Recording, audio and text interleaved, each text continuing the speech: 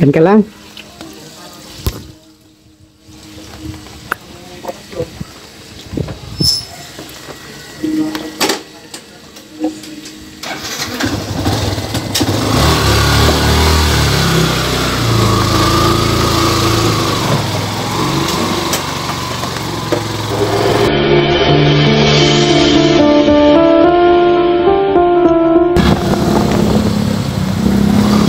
Hi guys, good morning. Isang pagpalang umaga sa ating lahat. Okay, welcome back. So nandito na naman tayo ngayon sa ating obligasyon araw-araw. So nagbibiyahe na naman ulit tayo papasok ng trabaho. At ito medyo tinanghali ako. So kaya ito na ngayon yung masagupan natin, yung traffic. Ay, ito talaga. So sa araw-araw na ginagawa natin. Ito talaga yung pinaka challenge sa atin, yung magbiyahe tayo araw-araw at sasagupain natin ang ganitong traffic. So ito na stuck na naman ulit tayo dito. So para na tayong sardinas nito, pero ayos lang, talagang wala tayong magagawa. Ito pa, ayan. So hindi naman ako lang ang na-stuck dito, pati yung mga kapwa natin dito motorista. So may siguro sila kasi nga matraffic dahil anong oras na. So kahit ganun pa man, laban lang tayo, laban hanggang sa makamit natin yung tagumpay sa buhay. So dahil sa obligasyon natin, kailangan natin pumasok sa trabaho at magtrabaho. So wala tayong magagawa kung ano man yung madatnan natin dito sa kalsada. Traffic na umaluwag. So konting pace lang tayo kasi siguro dyan lang sa baba ito nung parting Masinan, matraffic lang. Pero pagdating naman doon sa Masinang pababa ay tuloy-tuloy naman itong traffic na ito. So dyan lang yan sa stoplight nagkaroon ng build up kasi minsan pinapagunong mga enforcer kahit naka-stop kasi pinagawasan nila yung volume ng traffic. At mabuti na rin at mayroon naman talagang ng traffic dito sa Masinan. So sige lang, antos lang tayo sa tumang kalisod. Malalampasan din natin itong traffic na ito. Maya lang magugo na ito. So sige lang, pila lang tayo, sunod lang tayo dito sa sinusundan natin. Kahit pa paano gumagalaw, at least gumagalaw. Pero paglampasan na natin itong traffic na ito, tuloy-tuloy na itong takbo natin.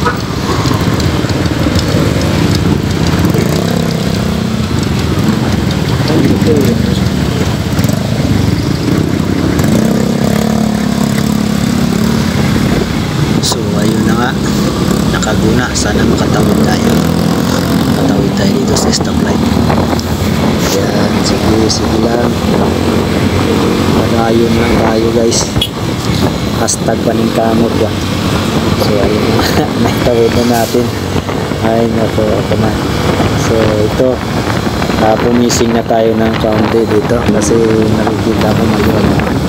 So pag ganito maluwag, mas doble yung pag-iingat natin kasi mas mabilis yung mga motor. So delikado yung iba, bigla lang kasi lumiliko, pakaliwa pa yung iba, ewan ko kung tumitingin sa side mirror, at saka yung iba kasi hindi gumagamit ng signal light.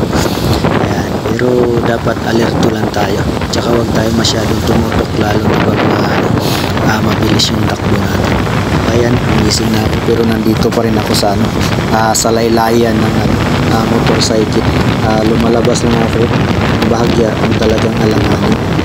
So ayan, tuloy-tuloy lang yung daloy ng traffic. Medyo bumilis-bilis ang mga kasi medyo tanghali na kasi nalate tayo ng gising, pero ayos lang, hindi pa naman tayo late sa trabaho. Ang inanak lang, gusto ko kasi pagdating dito sa aking pinapasukan, gusto ko linis ba ako ng sasakyan kasi obligasyon din natin yun linisan natin yung sasakyan na ginagamit natin. Kahit hindi pa ginagamit natin, basta yan ang bus natin, ay kailangan pa rin natin linisin. So dalawa lang naman yung nililinis ko doon. So dalawa lang din yung obligasyon ko doon kasi yung iba So ayun, balik na tayo dito sa traffic. Ayan, pagdating dito sa may bandang U-turn, ayun ko kung anong pangalan itong lugar na ito. Medyo bumagal ng bahagya, pero kahit pa paano moving pa rin tayo. Ayan, sunod lang tayo sa mga kasamahan natin. Pero good.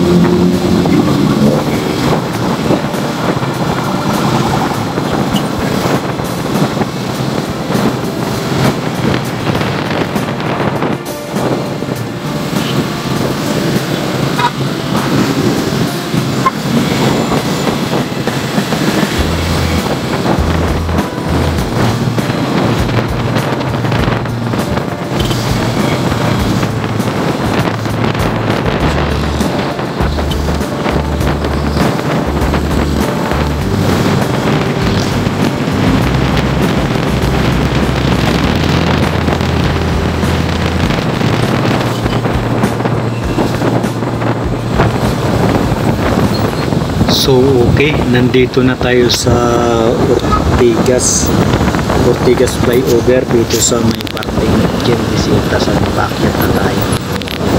So nasundan ako, alam ko EDV ito, so gumising din siya at tayo naman ay sunod lang din sa kanya, so hataw siya siguro madali din.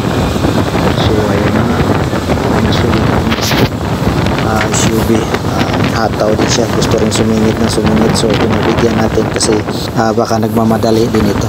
So tinitingnan lang natin kung saan siya pupunta at wag natin kung saan siya sumingit kasi delicates, baka hindi tayo mapansin at biglang lumiko. So ayan, pumising din ng kaunti kasi maluwag naman. So at pag baba ko nga dito sa Quezon, okay na siya, tuloy-tuloy na yung takbo na. So hindi na tayo nahirapan sa tumang kalisod kasi medyo maluwag na. Yan, so marami rin tayo nakasabayan mga nagmumotor, marami rin, pero nauna na ako ng konti dahil delicates, mahirap magpatakbo ng mabilis. Yan, so pagdating dito sa stoplight medyo bumagal ng kaunti, pero walang kasi magala na. So ito na ibig. So kung tayo, padayon lang tayo, magsunod-sunod sa ating mga nasa una. So kailangan pag sumingit, dapat clear talaga. So ganun naman talaga, biglang pag-iingat kasi mahirap na.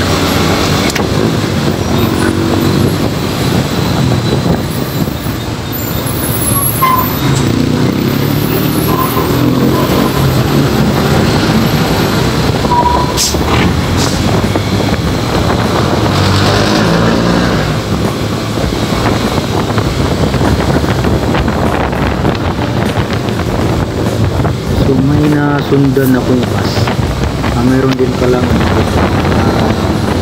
bus na dumadaan, ewan ko lang kung saan ang biyahe nito, pero parang kapatid nito sa BGC.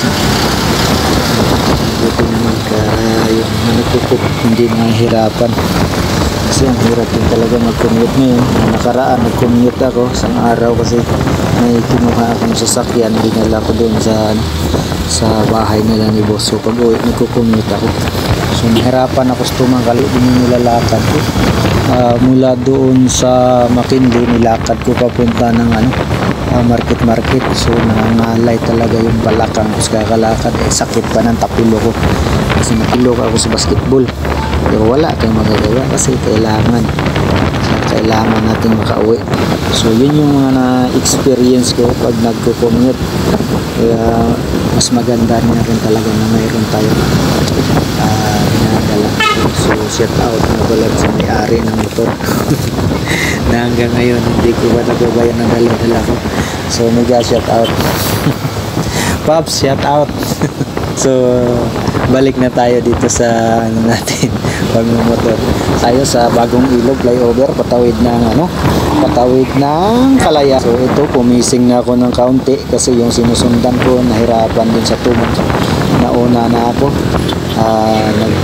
naghanap lang nakalusot para medyo maunat kasi medyo bumagal yung pacing nila. So naman nauna na ako, although na kayang-kaya naman, pero ang dobleng pag-iingat at saka hindi iwasan ng aksidente. Wala naman nakakalam kung kailan nangyayari, so dapat dobleng na pag-iingat natin guys. So dito na tayo, tapos pababa na tayo. At may nakita naman akong building dito sa kanan, ayun, napapansin nyo. So andyan lang siya. Kunyari po yung dumadaan ako, nakikita ko yan siya. Hindi masyadong titigan yan. So dito tayo mag-focus sa kalsada. Kumbaga eyes on the road, not on the legs daw. So ayan, focus tayo dito kasi medyo masikip. So itong sinusundan ko medyo alanganin, hindi ako makasinang maayos kasi nakadikit din dito siya sa bayan kasi maluwag. So ayun, malapit na tayo sa Kalayaan. At ito, lumuwag-luwag na yung bahagya ng traffic. So ayun, ang laki ng chicken sa taas. Ang dami kong mapapansin. Tuloy lang tayo. Ayun, lumuwag. So hindi pala ako dito dadaan sa papasok ng market yung ng kalye. Hindi ako dumadaan dyan kasi puno at saka maraming stoplight papunta ako sa pinapasukan ko. So doon ako sa pang-corner papasok kasi mas maluwag doon at walang gaanong dumadaan. So arundan nila ako kasi kung gusto nyo pumunta ng BGC, yan, yung unang kanto na yan, yan, dire-diretso lang tayo. Medyo pumising na ako ng konti. So yun, dito na ako, yan, pumilid na ako ng market, yan, yan, kanto. So walang gaanong dumadaan dyan, hanggang sino, yan, ako lang yung bisa dumadaan, yung sila ako na. So dito SM na malaki dito. So yan, kami din nakapilang walhaban. So pagbibigyan muna natin ng mga yan natin tumatawid ko. Kasi madali din na rin mag-commute. So medyo mainit pa naman. So ay kaya na. So kumana na rin tayo. So, approaching Sirindra na tayo. Yan, kahit pa paano medyo maaga tayo. So yun lang guys, maraming salamat. Thank you to shout out sa inyong lahat sa mga kaibigan.